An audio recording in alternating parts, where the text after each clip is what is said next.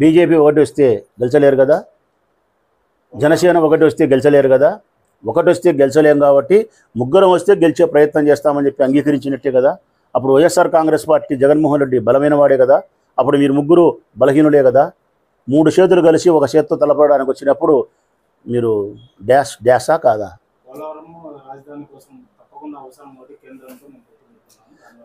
2014-19 పోలవరం ఎంత మటుకు పూర్తి చేసినావు?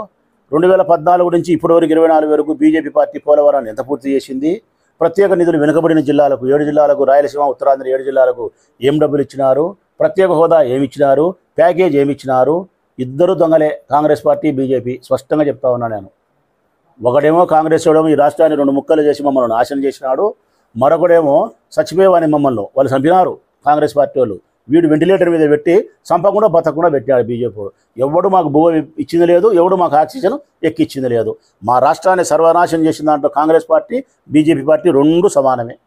కాకపోతే మేము, మా నాయకుడు జగన్మోహన్ రెడ్డి, భారతీయ జనతా పార్టీ అధికారంలో ఉంది కాబట్టి, అధికారం ఉన్నటువంటి కేంద్రంలో పార్టీతో మనం సక్రమంగా లేకపోతే ఈ రాష్ట్రానికి రావాల్సిన నిధులు రావు కాబట్టి, మా వ్యక్తిగతమైన కోపాన్ని ప్రదర్శిస్తే కనుక రాష్ట్ర ప్రజలకు అన్యాయం జరుగుతుంది కాబట్టి ఎంతో లౌక్యాన్ని ప్రదర్శించి వారితో స్నేహపూర్వకమైన వాతావరణాన్ని చేసుకుంటూ ఈ రాష్ట్రానికి నిధులు తెచ్చి ఈ రాష్ట్ర ప్రజల యొక్క ఉద్ధరణకు ఆయన ఉపయోగపడుతున్నాడు. దాన్ని వక్రీకరించి మీరు మాట్లాడితే నేను తప్పుపడతా. దాన్ని లౌక్యము అంటారు, దాన్ని సమర్థత అంటారు, నాయకత్వ ప్రగతి అంటారు, రాజనీతి అంటారు దాన్ని.